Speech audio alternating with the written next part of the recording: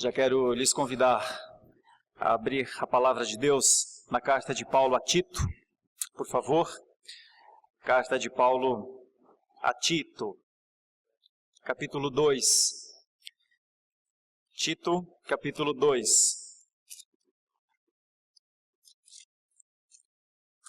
Tito, capítulo 2, os versículos de 11 até o 14. Carta de Paulo a Tito, capítulo 2, versículos de 11 em diante até o 14.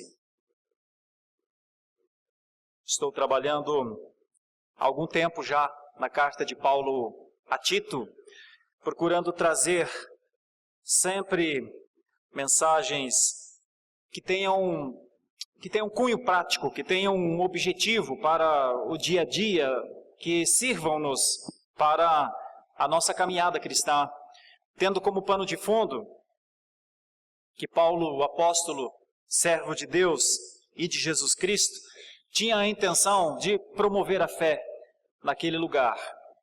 Chamado, comissionado, adicionou ao seu grande trabalho da época um jovem pastor, Tito, assim como outros jovens pastores, outro Timóteo, que nós lemos na liturgia do culto, e deu início naquela região a uma igreja, plantação de uma igreja. E a carta de Paulo a Tito, então, nos mostra a possibilidade de uma igreja ser verdadeiramente adoradora, voltada para Deus e ao mesmo tempo testemunhal, voltada para a sua geração. No primeiro momento, contemplando as grandiosidades de Deus, mas quase que de maneira concomitante, ao baixar os olhos, olhar para a cultura, olhar para o tempo, pensar o que estamos fazendo aqui. Voltando para Deus, adorando, baixando os olhos e olhando para a cultura, testemunhando. Esse é o pano de fundo da carta de Paulo a Tito e todas as suas instruções. O versículo 11 diz: porquanto a graça de Deus se manifestou salvadora a todos os homens. Versículo 12: educando-nos para que, renegadas a impiedade e as paixões mundanas, vivamos no presente século sensata, justa e piedosamente. Versículo 13, 2:13, aguardando a bendita esperança e a manifestação da glória do nosso grande Deus e Salvador, Cristo Jesus. 14, o qual a si mesmo se deu por nós, a fim de remir-nos de toda a iniquidade e purificar para si mesmo um povo exclusivamente seu, zeloso de boas obras. Meus irmãos, eu quero falar nessa manhã acerca de duas manifestações. Eu quero falar sobre o tema a Igreja de Cristo entre duas manifestações. Estou usando essa terminologia, manifestações, exatamente por conta do contexto em que nós, brasileiros, estamos vivendo nesse instante. O que é uma manifestação? Uma manifestação, um conceito simples, é uma expressão de vontade. Uma manifestação é um ato de trazer à luz um sentimento que pode estar, quando parte dos homens, pode estar em cada um, mas se apenas eu sinto, se apenas eu sei, se apenas eu acho, se apenas eu penso, mas não expresso, não é ainda uma manifestação. Uma manifestação é quando alguém toma uma iniciativa e essa iniciativa traz uma posição, um conceito, um ideal. Nós estamos vivendo um tempo na nossa nação de muitas manifestações e talvez a de hoje seja a maior dos últimos tempos, talvez a maior da nossa existência como nação. É uma manifestação legítima, uma manifestação de uma nação, de um povo, de uma nação.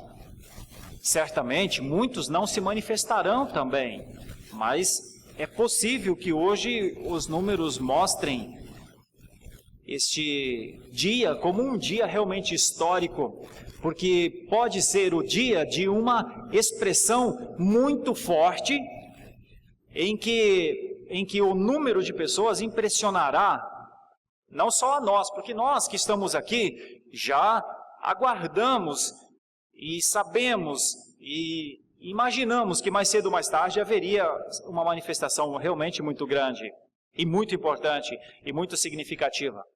Mas impressionará o mundo, possivelmente.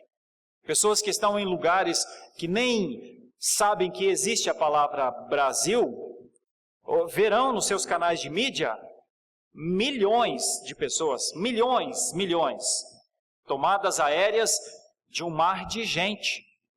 Manifestação é uma coisa importante e digna, e ela pode dar novos rumos.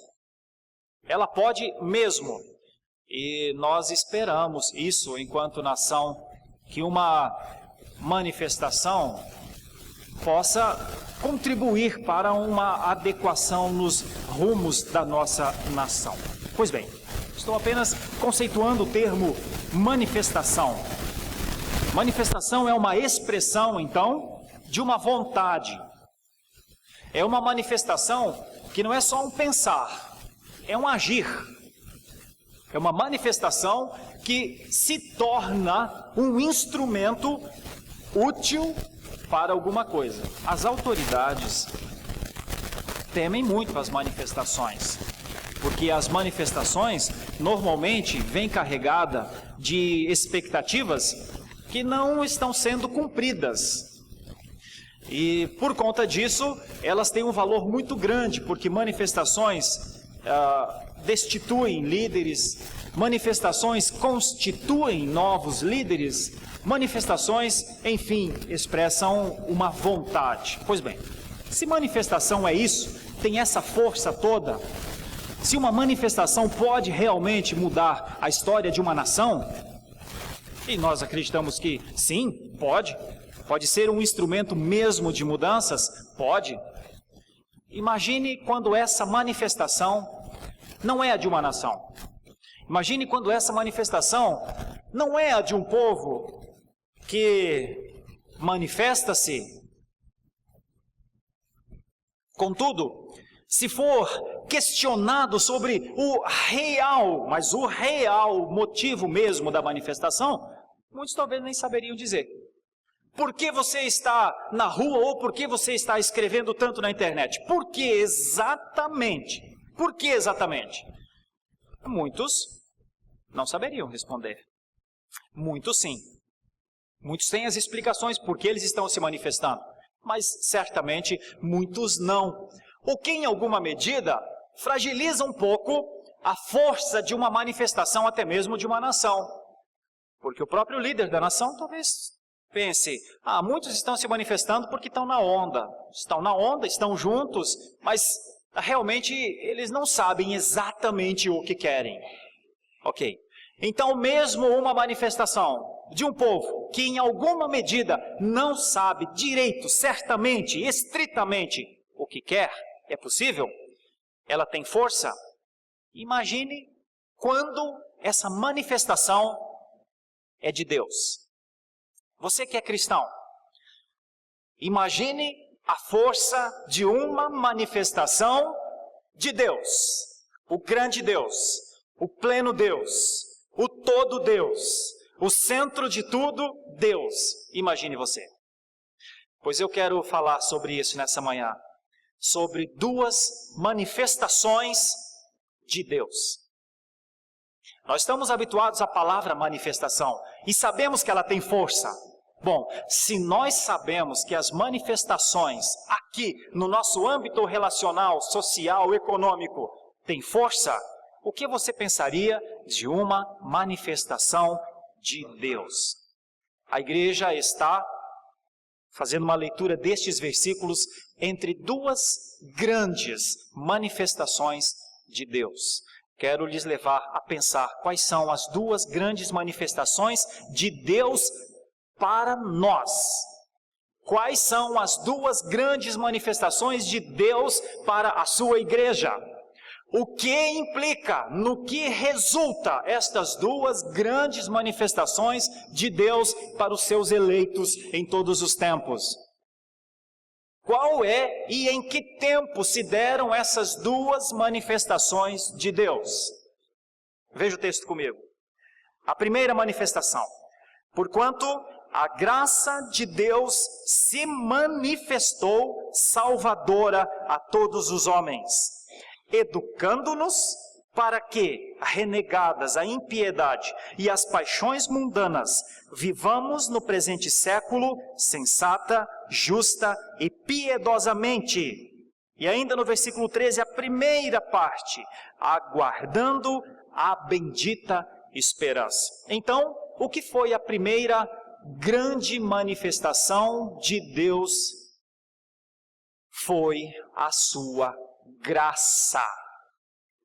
Irmãos, a expressão porquanto, ela nos liga imediatamente ao contexto anterior, porque ela nos liga sobre a maneira, os deveres que as pessoas têm para viver como crentes no mundo. Basicamente, em relação a idosos, de idosos a moços. Essas instruções de Paulo, que termina inclusive nos escravos, essas instruções, quando Paulo deu para que este povo em Creta vivesse dessa maneira, alguém poderia se levantar e dizer: isso é muito difícil. Como é que a gente vive diferente de como os cretenses vivem? Como é que a gente vive diferentemente de como os brasileiros vivem? Como é que a gente viveria de forma a ser, nas nossas expressões, um povo caracterizado, marcado, identificado? Como? É uma pergunta muito legítima. Se nós somos cretenses, ou se nós somos brasileiros, como não pensar como cretenses? Ou como não pensar como brasileiros? Mas o chamado à igreja de Creta era para que a igreja de Creta não pensasse somente como os cretenses pensavam. Eu vou lhes falar como eram os cretenses. Como eram os cretenses? Preguiçosos, não estudiosos, conformados com o seu estado. Como eram os cretenses? Entregues aos seus líderes. Como eram os cretenses? Os cretenses deixavam a vida andar, caminhar. E por conta disso, Paulo está dizendo: mas vocês não podem ser assim, vocês têm que ter pensamento próprio, vocês não podem viver como os cretenses vivem, porque vocês são os cristãos em Creta. Mas então como é e por quê? Quais são as nossas condições? Como é que a gente pode ser diferente? E então o versículo 11 diz: porquanto, ou seja, por isso, então, a graça de Deus se manifestou salvadora a todos os homens. Meus irmãos, a palavra graça, nos dias atuais, parece simplesmente ser um favor. Parece de graça, como se fosse um presente. A palavra graça, ela está mais focada ao objeto. Eu vejo a graça de alguém por mim, se alguém me der um copo de água, então parece que o copo de água é a graça que chega a mim. Só que na leitura do texto, antes do copo chegar à minha mão, tinha alguém que queria matar a minha sede. A graça de Deus é a intenção daquele que faz o copo chegar até onde estou. É mais do que um copo, é mais do que um líquido. É mais do que alguma coisa que chega até mim sem que eu tire dinheiro do meu bolso. É mais. É a intenção que alguém tem preocupado comigo, que eu não morra, que eu viva. Por isso, Paulo escrevendo a Tito, para que ele instruísse, como ele já havia pedido a Timóteo, que instruísse a igreja, coloca essa expressão: a graça de Deus se manifestou salvadora a todos os homens. Meus irmãos, a graça de Deus é a grande força da igreja para ela ser diferente da sua cultura. A graça de Deus, a intenção de Deus, a disposição de Deus, a graça de Deus é aquela compaixão que não merecemos. Um Deus compadecido do seu povo. Um Deus que sabe da sede do seu povo, da fome do seu povo. Um Deus que sabe das dificuldades que o seu povo enfrenta para viver nos seus tempos. Essa manifestação não pode ser ignorada.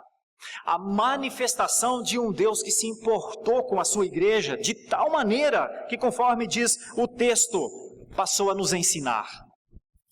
Por que é que nós não podemos ter o pensamento que o mundo tem? Por que é que nós não podemos ter o pensamento que a nossa nação tem? Por que é que nós não podemos ter o pensamento que a nossa cidade tem? Por quê? Porque a nossa educação é outra. Porque a educação que nós recebemos é uma educação de pai. Veja só, a palavra é educando-nos. Está aí no versículo 12. Quase todas as ideias de educação, de ensino, na palavra de Deus, a expressão é didática, que é uma expressão de professor, não é? Didática ensina, a didática educa, a didática transfere conceitos, a didática é útil para que conhecimentos sejam absorvidos. A didática é muito importante, obviamente, o ensino é muito importante. Contudo, a palavra aqui nesse texto não é didática. No entanto, a palavra aqui é paideia, e a expressão paideia é uma educação de pai. Sabe por que nós não precisamos e não devemos e não podemos ficar restritos a uma educação formal, por exemplo? É porque os cristãos são educados pelas palavras do seu Pai. Por isso, essa manifestação não pode ser ignorada. Essa manifestação da graça de Deus, ela treina as nossas mentes, ela treina o nosso pensamento exatamente como uma criança é ensinada pelo seu pai. Ela leva-nos a um aprendizado que sabe das consequências de um caráter ruim, por exemplo, de um caráter que comprometa as coisas certas. É uma instrução que nos leva a um entendimento do quanto vale a pena ter uma mente sã, uma mente pura, e do quanto é complicado termos uma mente perniciosa. É uma instrução, uma educação que leva ou que dá ao pai a autoridade de pai, que conserva na instrução a autoridade de pai. Essa manifestação já aconteceu. Essa manifestação o mundo não viu. Essa manifestação o mundo nem reconhece. Mas essa manifestação, a manifestação da graça de Deus, essa manifestação Deus já fez. E Deus já fez de maneira salvadora, diz a palavra. A graça de Deus se manifestou. Como é que a graça de Deus se manifestou? A graça de Deus se manifestou na pessoa e na obra de Jesus Cristo.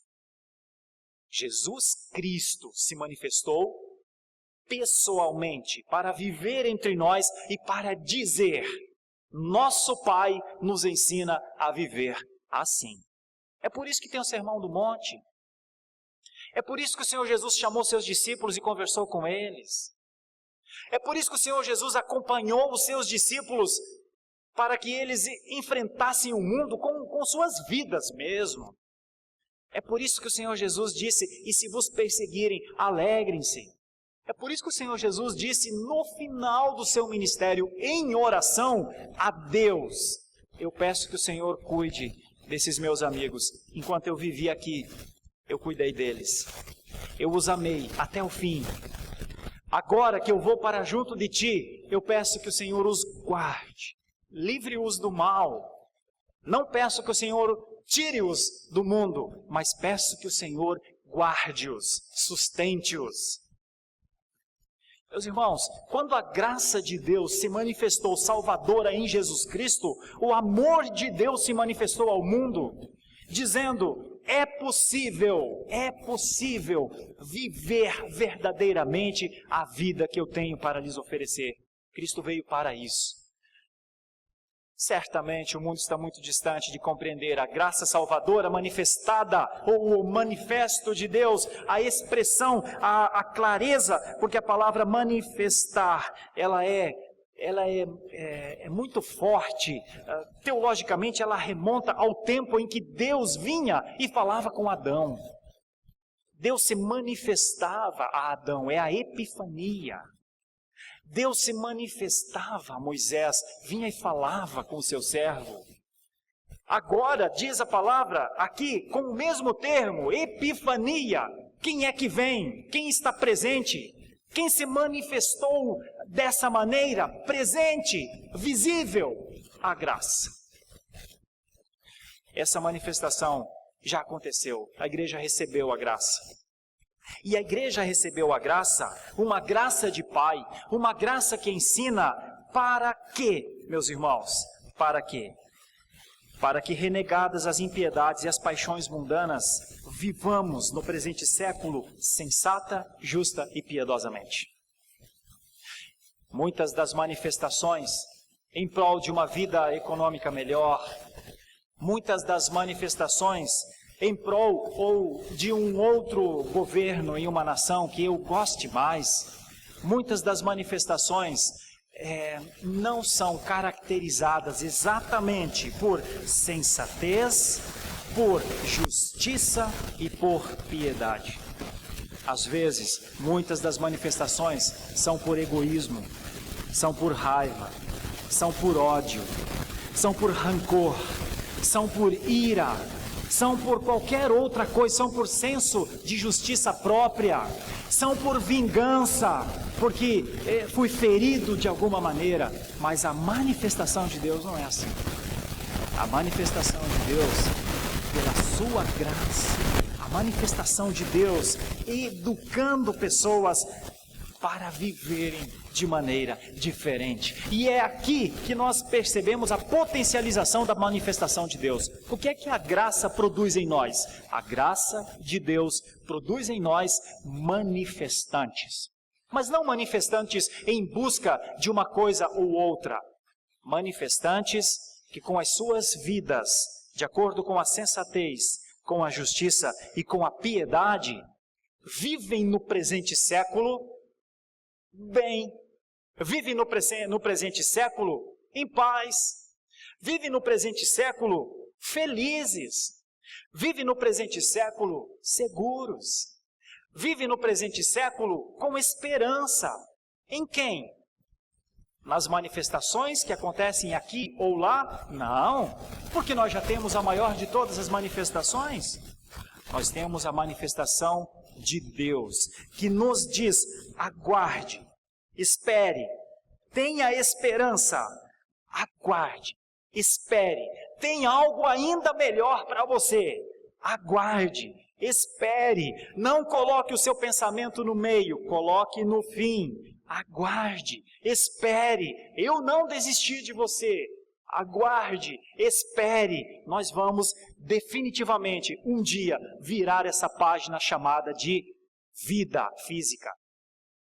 Por isso, essa expressão dentro do texto, educando-nos para que, renegadas a impiedade e as paixões mundanas, vivamos no presente século dessa maneira.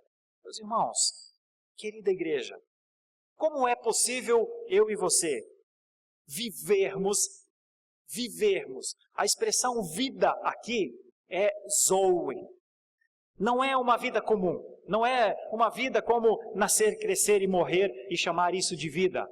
É a mesma palavra que Jesus usou quando disse: eu vim para que tenham vida, e vida em abundância. Zoe é uma expressão vida intensa, é vida além da vida física.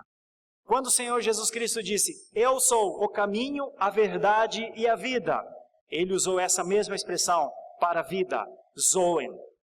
Então, A grande manifestação de Deus, a manifestação da graça de Deus, nos deu a condição de vivermos, de termos vida em abundância, para ultrapassar, ainda que períodos dificílimos, para ultrapassarmos como peregrinos que não param, estão a caminho da sua casa, estão a caminho da glória de Deus. Opa, a glória de Deus, essa é a outra manifestação. Eu disse que a igreja está entre duas manifestações. A primeira já aconteceu. Eu e você, a nós foi dirigido a graça de Deus. Essa manifestação nos capacita a viver de maneira diferente e a não esperar em nada daqui, quando toda a nossa esperança deve estar em outro lugar. E essa é a segunda manifestação. Essa nós não vimos ainda. Ela não chegou de maneira clara para a gente. Eu vou lhes explicar. Logo depois, no versículo 13, de aguardando a bendita esperança e a manifestação da glória do nosso grande Deus e Salvador Jesus Cristo, o qual a si mesmo se deu por nós, a fim de remir-nos de toda iniquidade e purificar para si mesmo um povo exclusivamente seu, zeloso de boas obras. Meus irmãos, a graça de Deus, a educação de pai para filho que a graça de Deus nos trouxe, nos fez com condições para sermos pessoas que praticam boas obras. E eu creio que todas as coisas que fazemos em Cristo, por Cristo, através de Cristo, pelo sacrifício de Cristo, são boas ações. Estas boas ações são a nossa prática, essas boas ações são o que nós podemos fazer de melhor. Por que é que nós podemos fazer as boas ações? Não para sermos salvos. Por que exatamente fomos salvos? Porque era isso que Deus queria, esse é o plano de Deus, que o seu povo faça as boas ações, porque são as boas ações que nos diferenciam das nossas culturas. Então, eu estou partindo aqui do fim do versículo para o começo, do versículo 14. Olha só, o povo de Deus, que é um povo exclusivo de Deus, é um povo que quer fazer o bem. A igreja de Deus, a igreja é educada como de pai para filho, ela não quer fazer o mal nunca. Ela quer fazer o bem e ela se esforça para isso e ela faz isso da melhor maneira que pode fazer. Por que ela consegue fazer? Por conta da remissão. Deus, diz a palavra, quando Jesus Cristo se entregou, o objetivo era a remissão da iniquidade e a purificação. Deus, na sua graça, nos deu a condição de sermos um povo verdadeiramente diferente, porque isso é a preparação, isso faz parte da vida do Zoe de Deus, isso faz parte já do ainda não. Nós já somos salvos, nós já somos de Deus, nós já somos um povo exclusivamente dele, mas nós ainda não estamos glorificados. Nós ainda não nos libertamos deste corpo carnal, dessas necessidades que temos de viver. Nós ainda não vivemos plenamente sem pecados. Nós temos na nossa mente aquilo que a palavra de Deus diz, boas obras. Nós queremos praticar o que é certo, mas nós ainda carregamos dentro de nós o pecado e as dificuldades para viver esse testemunho. Só que isso já é um comecinho, uma antecipação da glória de Deus em nós. Irmãos, a igreja vive entre essas duas manifestações. A manifestação da graça de Deus, que está nos ensinando, e a manifestação da glória de Deus, que está a caminho. Já começou o processo de glorificação da igreja, já está em curso. Os nossos queridos irmãos, nossos antepassados, que já ascenderam à presença eterna de Deus, eles não voltam mais. Lá eles estão no processo de aguardar ainda o que Deus fará nessa existência, mas eles já estão, já há um testemunho para nós, já há uma esperança para que, enquanto nós aqui estamos, nós continuemos o nosso testemunho, porque diz a segunda parte do versículo 13, a manifestação da glória do nosso grande Deus e Salvador, Jesus Cristo. Irmão, imagine por um instante, as manifestações existem no mundo inteiro de muitas formas. As manifestações, elas têm uma expectativa de alguma coisa sempre, mas nem sempre as manifestações têm o resultado que o povo queria, não é verdade? Haja vista as grandes manifestações de 2013, por exemplo. Nós queríamos uma resposta diferente, aqui como nação, e não tivemos. E então novas manifestações e mais pressão. E agora, nesse momento, quando nós estamos diante da maior, talvez, de todas as manifestações, nós não temos certeza do que vai acontecer depois da manifestação. Nós não temos nem direito, claro, quem nós queremos colocar no lugar de quem nós queremos tirar. Nós não temos nem nomes de onde virão. Qual será o verdadeiro resultado dessa manifestação? Não sabemos. Estamos motivados por um sentimento, alguma coisa de melhor virá. Esse é o nosso sentimento? É o máximo que podemos ter? Estamos esperando que alguma coisa melhore. Esse é o máximo. Mas sinceramente, você acha que vai mesmo melhorar? Nossa vida será diferente? Bom, nós não temos essa certeza. Qualquer manifestação, por mais bem organizada que seja, o resultado dela é incerto. Contudo, a palavra de Deus nos mostra que as duas manifestações de Deus para a vida da igreja, a graça e a glória, elas não têm resultado incerto.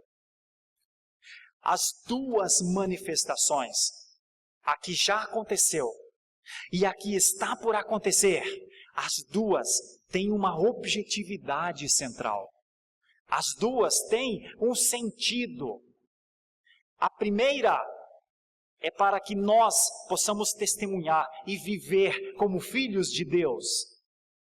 Testemunhar uma vida diferente, testemunhar uma educação diferente, testemunhar uma esperança diferente, testemunhar uma ética diferente, testemunhar que é possível educar filhos, viver em sociedade. Note que essa grande manifestação de Deus é dentro do homem, é no caráter do homem, é uma educação de pai para filho.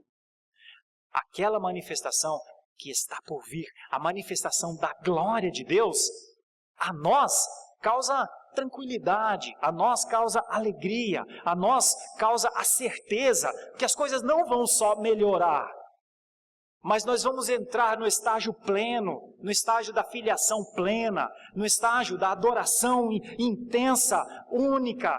Nós vamos adentrar no âmbito da glória de Deus, no resultado final do que foi a redenção. A redenção que já aconteceu conosco por Jesus Cristo, o DNA da glória de Deus em nós está nos arrastando para esse momento. Está nos levando, os nossos dias, os anos de vida que temos, estão nos levando para perto de Deus. Estão nos levando para o dia que nossos olhos contemplarão esse brilho. Estão nos aproximando, estão nos levando para perto do que será estar diante do Deus pleno, não para ser julgado, não para ser condenado, para ouvir da palavra de Deus. Entra, filho, entra e vive, filho, entra e esteja comigo para sempre, filho. Eu te chamei, eu escrevi o teu nome no livro, eu enviei o meu filho por você. Irmão, não tem nada de incerto nisso. Só tem certeza em ambas as manifestações de Deus. Uma te ensina a viver aqui e a outra te prepara para viver lá. Uma te ensina a viver aqui porque a segunda, a manifestação da glória, é a promessa. Nós somos um povo que precisa ter esperança, deve ter esperança, porque Deus prometeu. A base da esperança não é nem a minha fé. A base da esperança é a palavra de Deus. A base da esperança é: viva em todos os tempos. Ainda que sejam tempos difíceis, viva educado como um filho de Deus. Viva educado e expresse-se como um filho de Deus. E aguarde. Aguarde. Há um momento que você ainda não conhece. Há um momento que você ainda não viveu. Você imagina que ele vai acontecer, mas você ainda não viveu. E essa é a manifestação da glória do nosso grande Deus e Salvador Jesus Cristo. Ele morreu para nos remir da iniquidade, purificar-nos para si como um povo dele que ama fazer as coisas certas. Porque um dia nós viveremos essa glória como prometida nas Escrituras. Um dia nós desfrutaremos desse nível de presença. Por isso eu quero concluir, meus irmãos, dizendo e procurando aplicar pelo menos 3 coisas para nós. É muito digno viver tempos como o que nós estamos vivendo nos dias atuais. É muito digno viver numa geração como a que nós estamos vivendo, que um povo se organiza e se manifesta. É muito digno, penso eu, se levantar em defesa da sua nação. É muito digno não só pensar que essa nação pode ser melhor, mas eu quero lhe dizer uma coisa: há uma manifestação de um povo que vive com sensatez, com justiça e com piedade, que vai além de lutar por uma melhora na Bolsa de Valores, por uma melhora no salário mínimo da nação, por uma melhora na saúde pública, por uma melhora na segurança pública. Há uma manifestação que só a igreja pode fazer. Está além de colocar uma cor verde e amarela, está além. É uma manifestação que precisa replicar a graça de Deus. A manifestação que a igreja precisa fazer, que a igreja precisa fazer, é a replicação da graça de Deus nos tempos atuais. A manifestação nossa, já que nos manifestamos e acho que devemos nos manifestar pelo bem-estar da nossa nação, também devemos nos manifestar pela graça de Deus à nossa nação. Eu falo isso porque alguns amam tanto defender a sua nação, amam tanto defender seu time de futebol, amam tanto defender os seus conceitos econômicos, sociais ou culturais, mas parecem detestar defender a graça de Deus. Ou pelo menos são alheios a todas as coisas que remontam à graça de Deus. Eu quero dizer que se há milhões de manifestantes hoje por esse Brasil afora, também há milhões de manifestantes da graça de Deus. Talvez eles não estejam nas ruas, mas eles estão aqui. E somos nós. Por isso, se a manifestação da graça de Deus já aconteceu, é para que nós manifestemos essa graça de Deus no mundo em que vivemos. Olha, se Deus ainda está ou está no processo da manifestação da glória de Deus, então é para que tenhamos a certeza que tanto uma quanto outra manifestação de Deus tem um fim proposto. Deus manifestará definitivamente a sua glória, e nós a veremos, e nós a entenderemos. E então, se todas as manifestações que existirem não têm um fim certo, não sabem-se ou não se sabe onde vai dar, nós sabemos que as 2 manifestações de Deus têm um fim certo. Nós sabemos onde isso vai dar. Por isso, que Deus lhe dê graça para viver neste tempo como cristão. Você é brasileiro, eu sou brasileiro, mas mais do que brasileiro, eu sou um cristão. Mais do que brasileiro, você é um cristão. E como cristão, nós precisamos, à luz do que Paulo queria da igreja de Creta, que ela adorasse ao Senhor e contemplasse a sua glória, e ao mesmo tempo que ela olhasse para a sua cultura e exercitasse a sua graça. Como é que a igreja pode fazer essa leitura hoje? Diante de Deus, sabendo que o Senhor é soberano, e diante da cultura, sabendo que nós somos as suas testemunhas. Como nós podemos fazer isso, meus irmãos? Como nós podemos viver sensata, justa e piedosamente nos dias atuais? Com um olhar que transcende, muitas vezes, até mesmo o motivo das manifestações do nosso povo. A igreja foi chamada para olhar de um prisma diferente. Olhe para a cultura, mas veja Deus sobre a cultura. Olhe para as manifestações, mas veja as manifestações de Deus sobre os homens.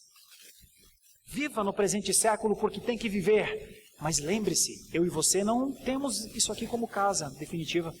Isso aqui não é a nossa pátria. Isso aqui é o tempo de passagem que temos. E então, se já somos apaixonados, intensos com a vida social, econômica e cultural da nossa nação, isso nos leva a pensar se somos comprometidos assim com a graça de Deus e com a sua glória. É isso que nos faz diferentes. É isso que faz a igreja diferente. É isso que faz a igreja ser verdadeiramente uma atalaia da sua cultura, um vigia, alguém que olha. É isso que faz a igreja ser tanto exegeta das escrituras quanto exegeta da cultura. É isso que faz da igreja uma entidade diferente de qualquer outra entidade que se manifeste, que se organize. Nós somos um povo organizado de uma forma diferente. Nós somos organizados porque somos detentores da graça de Deus. Nós somos organizados porque temos esperança na glória de Deus. Essas duas palavras fazem diferença na vida da igreja. Devem fazer diferença num tempo como o que estamos vivendo agora. Que Deus nos abençoe.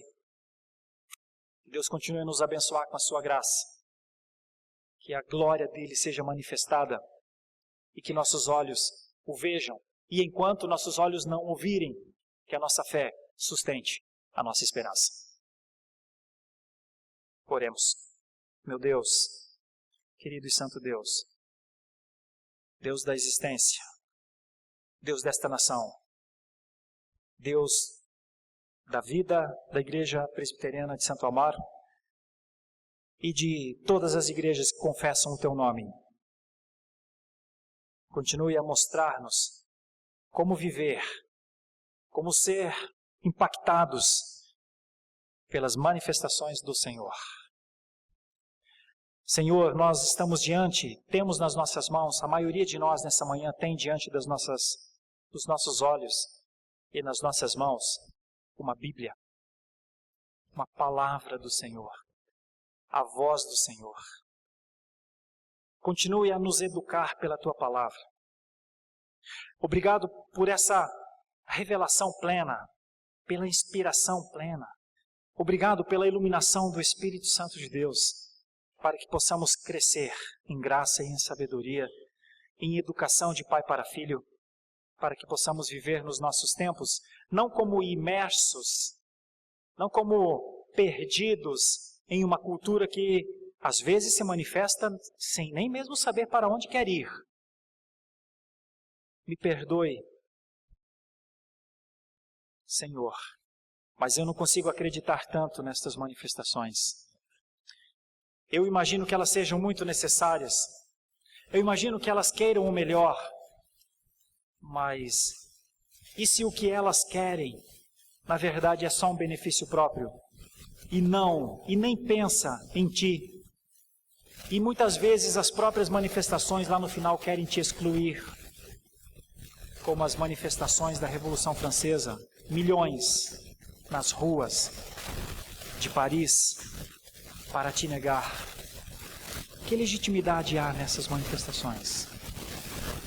Bom, talvez haja, Senhor, mas talvez não. Mas as manifestações do Senhor para nós, como ignorar, como descuidar, como não ver?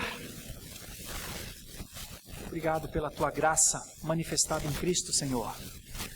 Obrigado pela promessa da manifestação da glória na redenção. Obrigado pelo que já começou, que não nos deixa no lamaçal do pecado, imersos na cultura já condenada, nos tira, nos separa, nos levanta, nos põe de pé, coloca-nos sobre uma rocha, nossos pés pisam no sólido. Essa palavra que está nas nossas mãos, essa voz, também é a nossa esperança, Senhor.